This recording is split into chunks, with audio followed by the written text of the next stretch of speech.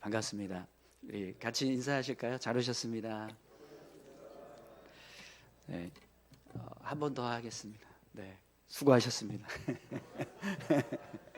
네, 일주일 동안 특별 새벽 기도회를 진행하시면서 시간마다 또 함께 참여하시고 또 순서 맡아주시고 또 새벽에 특송도 해주시고 또 기도해 주시고 해주셔서 참 감사합니다. 우리가 이렇게 주님의 십자가를 이제 붙잡기 위해서 헌신했던 이 모든 시간들이 분명히 하나님께서 기뻐하시는 시간이 될 줄 믿습니다. 오늘은 갈라디아서 2장 20절 말씀을 가지고 그리스도가 내 안에 계십니까? 라는 제목으로 같이 함께 말씀을 좀 나누겠습니다. 여러분, 오늘은 이제 고난주간 마지막 날입니다. 이제 토요일에 있었던 예수님의 행적을 우리가 같이 함께 좀 살펴봐야 되는데, 사실 예수님의 행적은 없어요. 토요일은 그냥 무덤에 누워 계십니다. 죽음으로 무덤에 누워 계시기 때문에 사실 토요일 행적은 이제 없다, 이렇게 이제 봐야 합니다. 하지만 이제 그 모습은 세상적인 관점에서만 보는 거고요. 하나님 나라 관점에서 본다면 여전히 예수님은 죽음을 통해서도 많은 일을 이루고 계십니다. 그렇기 때문에 예수님은 여전히 토요일 날 무덤에 계셨지만 여전히 일하고 계셨다. 그걸 우리가 생각해야 합니다. 자, 그러면 예수님께서 죽음을 통해서 뭘 이루셨는가, 어떤 일을 이루셨는가, 그걸 먼저 좀 같이 함께 생각해 봤으면 좋겠습니다. 우선 여러분, 한 가지 질문을 드려볼게요. 예수님이 꼭 죽으셔야 했을까요?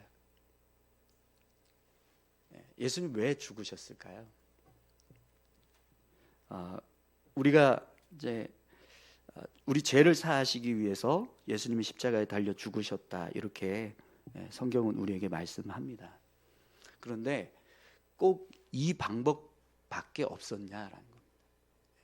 예수님께서 십자가에 달려 죽으셔야만 우리의 죄를 사할 수 있는 이 모습이 꼭 이 방법밖에는 없었는가? 다른 방법은 없었을까? 사실 하나님은 얼마든지 말로 그냥 내가 너희들을 용서하겠다, 너희들 구원해 주겠다, 이렇게 하셔도 충분히 우리를 구원하실 수 있을 것 같습니다. 그러실 수 있는 분이시잖아요. 그죠? 아멘이신가요? 네. 얼마든지 하나님은 그렇게 하실 수 있는 분이시거든요. 그럼에도 불구하고 하나님께서 왜 당신의 아들인 이 예수님을 십자가에 못 박게 하셨는가, 죽게 하셨는가, 이 방법밖에 없었는가라는 겁니다. 레위기 4장 1절에서 4절에 보면 이제 하나님께서 이스라엘 백성들에게 죄를 사하시는 방법에 대해서 말씀을 합니다. 여호와께서 모세에게 말씀하여 이르시되 이스라엘 자손에게 말하여 이르라. 누구든지 여호와의 계명 중 하나라도 그릇 범하였으되 만일 기름 부음을 받은 제사장이 범죄하여 백성의 허물이 되었으면 그가 범한 죄로 말미암아 흠없는 수송아지로 속죄 제물을 삼아 여호와께 드릴지니 그 송아지를 회막문 여호와 앞으로 끌어다가 그 송아지의 머리에 안수하고 그것을 여호와 앞에서 잡을 것이요. 아멘. 하나님께서 이스라엘 백성들에게 죄를 범했을 때 제물을 가지고 나와서 그 제물을 죽이는 속죄의 제사를 드려라, 이렇게 말씀을 하십니다.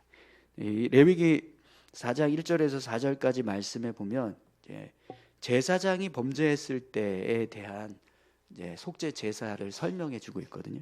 근데 레위기 전체 4장 전체의 내용을 보면 이게 제사장에게만 말씀하는 게 아니라 이스라엘 백성들 전체를 향한 이 속죄 제사에 대한 말씀이라는 것을 알 수 있습니다. 그러니까 하나님께서 이스라엘 백성들이 범죄했을 때 반드시 죄를 지은 사람은 자신의 그 죄를 대신해서 제물을 들고 제물을 죽여서 그 제물을 하나님께 바치는 이 속죄 제사를 통해서만 죄를 사하시겠다, 이렇게 하나님이 말씀하셨다는 거예요. 그래서 이스라엘 백성들이 항상 자신들이 죄를 지면 이제 제물을 들고 하나님께 나아가는 겁니다. 그래서 그 제물을 죽여서 그걸 하나님께 바침으로 이제 속죄의 제사를 드리고 죄 사함을 받는 이제 그런 이제 과정을 거치게 된 거죠. 이것은 그러니까 인간의 죄를 속죄할 수 있는 방법이에요. 그리고 이 방법은 하나님께서 정하신 방법입니다. 그렇기 때문에 하나님도 당신이 인간들의 죄를 속죄하시겠다라고 한다면 어떻게 하셔야 되는 거예요? 이 속죄의 제사를 통해서만 우리의 죄를 사하실 수 있게 되는 겁니다. 하나님께서 정하셨기 때문에 이 방법대로 하나님도 하셔야 된다는 거죠. 그랬을 때 하나님께서 이 속죄의 제사를 드리기 위해서 선택한 제물이 누구냐면 예수님이셨다라는 겁니다.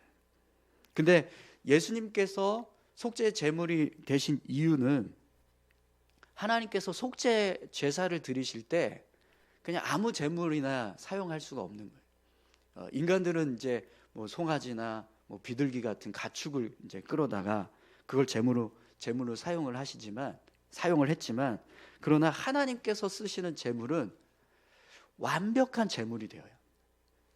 인간들이 사용한 제물은 반복해야 돼요. 한 번 죄를 짓더라도, 그래서 속죄를 했더라도 다시 죄를 범하면 또 제물을 가지고 나와서 하나님 앞에 속죄의 제사를 드려야 되는 반복된 제사였단 말이에요. 근데 그러면 하나님이 그렇게 또 다른 제사를 계속해서 반복해서 인간의 죄를 사하실 수는 없으시잖아요. 그러니까 한 번에 끝내셔야 하는 거예요. 한 번에. 그래서 그 한 번에 끝내실 수 있는 제물이 되시려면 그럴 만한 자격이 있는 제물이 있어야 하는데 그 제물이 누구냐? 예수님이셨다라는 겁니다. 어제 예수님이 왜 인간의 죄를 대속하실 수 있는 그런 제물이 되셨는가 제가 비유로 설명을 드렸습니다. 뭐 더 설명을 드리지 않아도 분명히 여러분들은 예수님의 생명이 우리 인간의 죄를 완벽하게 사하실 수 있는 제물이 된다는 것을 믿으실 거예요. 아멘이십니까? 네. 히브리서 7장 27절 말씀입니다. 그는 저 대제사장들이 먼저 자기 죄를 위하여 다음에 백성의 죄를 위하여 날마다 제사 드리는 것과 같이 할 필요가 없으니 이는 그가 단번에 자기를 드려 이루셨음이라. 아멘.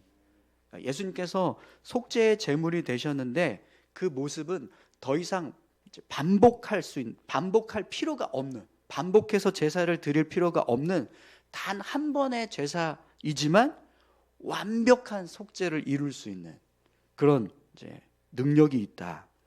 이걸 말씀해 주고 있습니다. 사랑하는 성도 여러분, 예수님께서 우리를 위해서 죽으신 이 죽음은요, 우리의 죄를 완벽하게 사하실 수 있는 능력이 있는 줄 믿습니다. 이 모습이 예수님께서 죽음을 통해서 이루신 속죄의 은혜입니다. 또 예수님께서 죽음을 통해서 이루신 은혜는요, 인간을 마귀의 권세로부터 자유케 하신 승리를 이루셨습니다. 예수님의 죽음을 보면 마치 예수님이 사단에게 패하신 것처럼 보입니다. 불의하고 악한 자들로부터 패하셨다. 왜냐하면 그들이 막 예수님을 고난받게 하고 죽게 하고 했기 때문에 예수님의 죽음만 보면 그 모습은 승리가 아니라 패하신 것처럼 보여요. 그런데 예수님은 당신의 죽음을 통해서 마귀의 권세에 매여 있는 인간들을 자유케 할 수 있는 대가를 지불하신 거예요. 마가복음 10장 45절 말씀입니다. 인자가 온 것은 섬김을 받으려 함이 아니라 도리어 섬기려 하고 자기 목숨을 많은 사람의 대속물로 주려 함이니라. 아멘. 여기 대속물이라고 하는 단어가 나오는데 이 대속물의 의미가 뭐냐면 주인에게 종속된 노예를 자유롭게 풀어줄 수 있는 대가, 이게 대속물이에요. 예수님께서 당신의 생명으로 우리를 사단의 종에서 매여 있었는데 그걸 자유케 하시는 대속물이 되셨다라는 겁니다. 그럼 여러분 이 모습을 한번 생각해 보세요. 사단은 예수님을 십자가에 못 박게 해서 우리가 이겼다, 우리가 승리했다, 우리가 예수를 죽였다 이렇게 생각을 한 거예요. 그런데 사실은 그 모습이 하나님께 속은 겁니다. 그 일로 인해서 마귀에게 매여 있는 사람들을 자유케 할 수 있는 대가를 다 지불해 버렸어요. 사단은 예수님의 죽음이 인간을 자유케 하는, 자신들로부터 풀어주는 그런 대속물이 된다라는 사실을 깨닫지 못했던 겁니다. 그래서 어떻게 해서든지 예수님을 죽이려고 했어요. 그래서 십자가에 죽였어요. 우리가 승리했다 이렇게 생각을 한 거죠. 근데 그 모습 자체가 하나님이 우리를 자유케 하시기 위해서 행하신 대속물, 대가를 지불한 일이었다라는 겁니다. 사랑하는 성도 여러분, 예수님께서 죽으신 이 죽음은 우리를 죄에서 자유케 하고 마귀의 권세에서 자유케 하는 대속의 은혜가 되는 줄 믿습니다. 예수님의 죽음을 통해서 우리를 풀어주는 일을 하신 거예요. 또 예수님의 죽음은요, 인간을 향하신 하나님의 사랑이 얼마나 큰가, 하나님의 사랑을 보여주는 증표가 됩니다. 요한복음 3장 16절 말씀입니다. 하나님이 세상을 이처럼 사랑하사 독생자를 주셨으니 이는 그를 믿는 자마다 멸망하지 않고 영생을 얻게 하려 하심이니라. 아멘. 여러분, 하나님 우리를 사랑하십니다. 그런데 그 사랑이 어느 정도까지 크냐, 어느 정도까지 사랑하시냐, 자신의 아들 독생자인 예수님을 죽게 할 만큼. 여러분, 이 사랑이 얼마나 큰 사랑입니까? 한번 생각해 보십시오. 내가 누군가를 대신해서 죽는다, 이보다 더 큰 사랑의 표현이 어디 있겠어요? 그래서 요한복음 15장 13절에서도 이렇게 말씀합니다. 사람이 친구를 위하여 자기 목숨을 버리면 이보다 더 큰 사랑이 없나니. 여러분, 분명 우리가 누군가를 위해서 대신 목숨을 버린다, 그거보다 더 큰 사랑의 표현은 없을 것입니다. 그래서 예수님의 시신이 무덤에 누워있다, 이 모습은요, 우리를 향하신 하나님의 사랑을 분명하게 보여주고 계시는 거예요. 예수님이 그곳에 누워 계신다, 죽음을 맞이하셨다, 그 자체가 하나님의 사랑이 이런 사랑이야, 이만큼 우리를 사랑하셔, 이걸 보여주는 증표가 된다라는 거죠. 요한복음 13장 1절에서 이렇게 말씀하고 있습니다. 유월절 전에 예수께서 자기가 세상을 떠나 아버지께로 돌아가실 때가 이른 줄 아시고 세상에 있는 자기 사람들을 사랑하시되 끝까지 사랑하시니라. 아멘. 예수님도요, 우리를 사랑하셨습니다. 하나님처럼. 그래서 그 사랑을 완성하시기 위해서 자기 생명을 내어주시는 죽음의 길을 걸어가셨어요. 이 모습은 분명 끝까지 사랑하신 주님의 사랑을 보여주는 겁니다. 내 생명도 내어줄 만큼 내가 내 사람들을 사랑한다, 주님의 사람들을 사랑하고 계신다, 이걸 보여주고 있는 거죠. 사랑하는 성도 여러분, 예수님께서 죽으신 이 죽음은요, 우리를 향하신 하나님의 사랑이 얼마나 큰 사랑인가, 하나님의 사랑을 보여주는 증표가 되는 줄 믿습니다. 자, 그러면 다시 한번 예수님의 죽음이 어떤 일을 이루셨는가 한번 돌아보겠습니다. 우리의 죄를 사하시는 속죄의 은혜를 이루셨고, 또 우리를 죄와 마귀의 권세로부터 자유케 하시는 대속의 은혜를 이루어 주셨고, 우리를 향하신 하나님의 사랑이 얼마나 큰 사랑인가, 하나님의 사랑을 보여주는 증표가 되셨습니다. 자, 그러면 여러분, 예수님의 죽음이 이루고 있는 이 일들이 내 안에 동일하게 이루어지고 있는가 한번 생각해 보십시오. 예수님의 죽음이 나의 죄를 사하시는 속죄의 은혜가 되고 있는가? 예수님의 죽음이 나를 죄와 마귀의 권세로부터 자유케 하는 대속의 은혜가 되고 있는가? 예수님의 죽음이 나를 향하신 하나님의 사랑이 얼마나 큰 사랑인가, 그 사랑의 증표가 되고 있는가. 여러분 어떠십니까? 이런 은혜가 여러분들의 마음과 심령 속에, 여러분들의 삶 속에 실제로 이루어지고 계십니까? 민수기 21장 4절에서 9절에 보면 이스라엘 백성들이 호르산에서 에돔 땅을 돌아갈 때 길로 인해서 마음이 상하고 하나님과 모세에게 원망하면서 이렇게 이야기합니다. 어찌하여 우리를 애굽에서 인도해 내어 이 광야에서 죽게 하는가?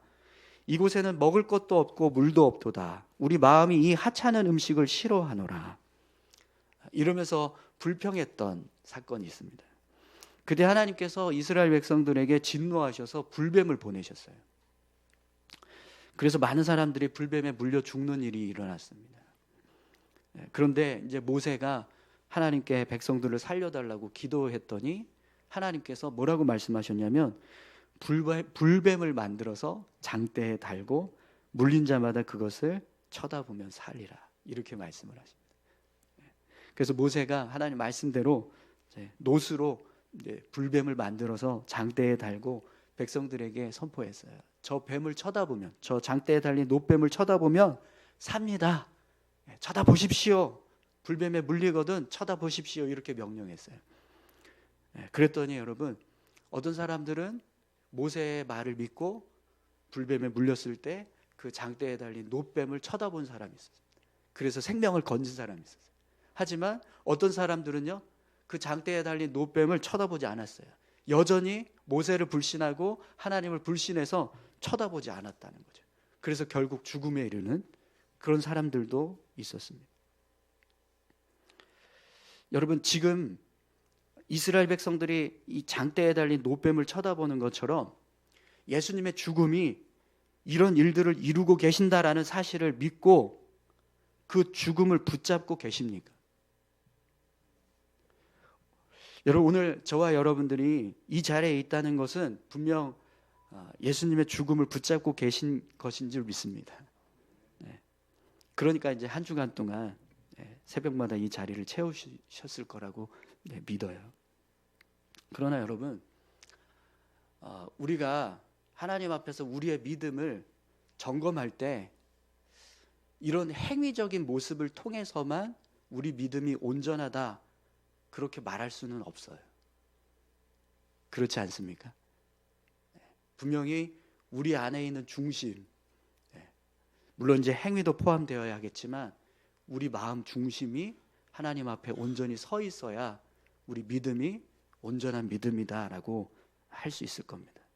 그런 의미에서 여러분, 좀 더 진실하게 나 자신을 한번 생각해 보십시오. 내 안에 과연 죄사함의 은혜를 이루고 계시는 예수님의 죽음이 실제가 되고 있는가? 죄사함의 은혜에 대한 감사와 기쁨이 끊임없이 부어지고 있는가?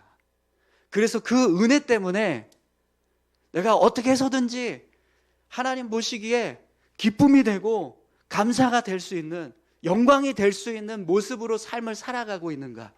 아니면 여전히 죄에 매여서 하나님 앞에 부끄러운 모습으로 삶을 살아가고 있는가? 내 안에 마귀의 권세로부터 나를 자유케 하신 예수님의 죽음이 실제가 되어서 그 자유를 누리며 기쁨으로 살아가고 있는가?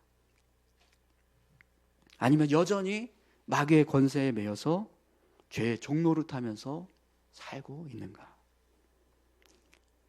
예수님의 죽음이 하나님의 사랑을 표현하는 증표가 된다고 하는데 내 안에 그런 하나님의 사랑에 대한 감사와 기쁨이 넘치고 있는가?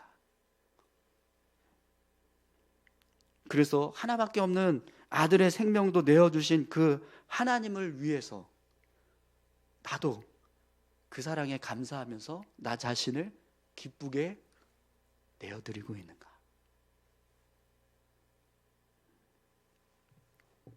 여러분, 정말 예수님의 십자가 죽음을 붙잡고 계십니까? 지난 수요일에 가룟 유다의 이야기를 함께 나눴습니다. 가룟 유다가 6월절 엿새 전부터 예수님을 배신해야겠다라고 하는 마음을 품기 시작했어요. 근데 실제로 가룟 유다가 예수님을 배신한 날은 화요일이었습니다. 화요일 날 이제 대제사장에게 가서 예수님을 넘겨주겠다 이런 약속을 하고 와요. 근데 그런 마음을 품고 있는 유다가 이 엿새 전, 6월절 엿새 전부터 화요일이 되기까지 예수님과 떨어져 있었냐? 아니요. 계속 같이 있었어요. 화요일이 되기까지 예수님께서 많은 일을 하셨거든요. 종려주일이 될 때는 예루살렘에 나귀새끼를 타고 가시면서 이제 입성하시는 그런 일도 하셨고, 월요일에는 성전을 정화하시고, 화요일에는 종교 지도자들과 논쟁하면서 뭐가 진리인가를 선포하시고, 감람산에 가셔서 마지막 때에 관한 설교를 하셨어요. 그때 가룟 유다는 예수님 옆에 있었거든요. 종려주의를 행하실 때 가룟 유다는 똑같이 사람들과 함께 종려나무 가지를 흔들면서 예수님이 다윗의 자손이라고 찬송하면서 예수님 맞이했었어요. 성전을 정화할 때 예수님 편에 서서 마치 자기가 의로운 것처럼, 그렇게 성전을 거룩하게 여기는 것처럼 그렇게 그 모습을 지켜보고 있었어요. 종교 지도자들과 논쟁을 펼칠 때 예수님 편에 서서 그런 종교 지도자들의 외식하는 모습, 가식된 신앙생활이 아닌 진실된 모습으로 신앙생활하는 것처럼 그렇게 서 있었단 말이에요. 마지막 때에 관한 설교를 할 때 그렇게 주님의 나라를 소망하고 그 나라를 사모하면서 사는 것처럼 그 말씀을 듣고 있었단 말이에요. 그런데 가룟 유다의 마음은요, 언제 예수님을 배신할까? 언제 예수님을 넘길까? 이게 가득 차 있었다는 거죠. 여러분, 우리는요, 얼마든지 우리의 마음을 감추고 하나님의 사람처럼 살아갈 수 있습니다. 얼마든지 새벽에 나와서 예배 드릴 수 있고요, 얼마든지 기도할 수 있고요, 얼마든지 이 자리에서 특송할 수도 있고, 그렇게 얼마든지 하나님의 사람처럼 살아가는 겁니다. 내 마음이 어떤지, 내 마음이 진실한지 그렇지 않은지 그거 상관없이 겉으로는 얼마든지 하나님의 백성인 것처럼, 하나님의 사람인 것처럼, 하나님을 믿는 사람인 것처럼, 예수의 사람인 것처럼 살아갈 수 있다는 겁니다. 하지만 여러분, 하나님은요, 우리의 마음을 아세요. 진실한지 거짓된지. 오늘 갈라디아서 2장 20절 말씀은 우리가 어떤 모습으로 삶을 살아가야 그 모습이 진짜 하나님 앞에서 진실한 믿음의 모습인가, 그걸 우리에게 알려줍니다.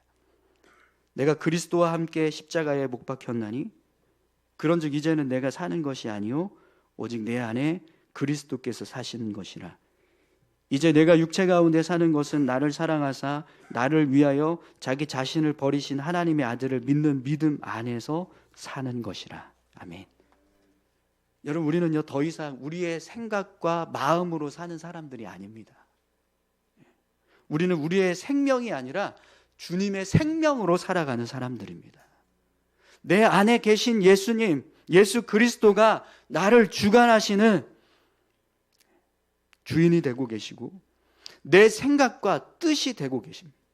내가 살아가는 모든 순간에 내 삶의 능력이 되고 계십니다. 그렇다면 여러분, 내가 주님의 마음으로 살고 있다면, 그렇게 주님이 나를 주관하시는 생각과 뜻이 되고 있다면, 주님께서 내 삶의 모든 순간에 삶의 능력이 되고 계신다라고 한다면, 내 삶의 모습은요, 인간 이경조의 모습이 아니라 예수님의 사람의 모습으로 바뀌어야, 변화되어야 합니다. 정말 내가 이런 모습으로 삶을 살아가고 있다면 예수님께서 우리를 대하셨던 것처럼 우리도요, 용납하지 못할 사람이 없을 겁니다. 내가 받아들이지 못할 하나님의 말씀은 없을 거예요. 하나님을 예배하고 섬기는 일보다 더 우선이 되고 귀하게 여겨질 수 있는 일은 없을 겁니다. 이 시간에 하나님 앞에 나와서 예배 드리는 것보다 더 중요한 일은 없어질 거라는 거죠. 그래서 여러분 이 자리에 오셨죠? 여러분 정말 예수님의 마음으로 사실 수 있기를 소망합니다. 예수님의 생각과 뜻으로 살아가실 수 있기를 축원합니다. 예수님을 바라보십시오. 예수님의 죽음을 붙잡으시기 바랍니다. 그분이 나를 바꾸시도록, 내 삶을 변화시키시도록, 내 말과 행동, 내 생각, 내 습관, 내가 끊지 못한 죄된 모습을 바꾸시도록, 끊어내게 하실 수 있도록. 예수님이 죽으신 것, 내가 죽은 겁니다. 내가 사는 것, 내 생명이 아니라 예수님의 생명으로 사는 것입니다. 날마다 고백하실 수 있기를 축원합니다. 바울도 날마다 죽노라 이런 고백을 했습니다. 우리 이번 주 목장 예배 내용에 보면 그런 내용이 나오죠. 바울이 날마다 죽노라 이렇게 고백했던 이유가 뭐냐면 여전히 자기 안에도 그런 시퍼런 죄의 본성이 있었다라는 거예요. 그걸 너무나 잘 알고 있기 때문에 그 자아를 날마다 죽여야지만 내가 예수님의 사람으로 살 수 있다는 걸 바울은 알았다라는 거죠. 그래서 날마다 나를 죽노라 이렇게 고백했다라는 겁니다. 여러분, 우리가 그렇게 살아야 할 줄로 믿습니다. 그래야 변합니다. 그래야 내 생각도 바뀌고 내 삶도 바뀌고 내가 주님을 대하는 태도도 바뀌어지고 내 삶이 변하게 될 줄 믿습니다. 사랑하는 성도 여러분, 그리스도가 여러분 안에 계신가요? 그리스도로 살고 계십니까? 우리 같이 기도하시겠습니다.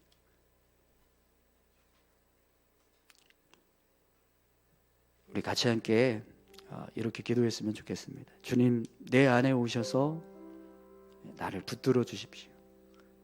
예수님의 죽음이 이루신 속죄의 은혜, 대속의 은혜, 하나님의 사랑,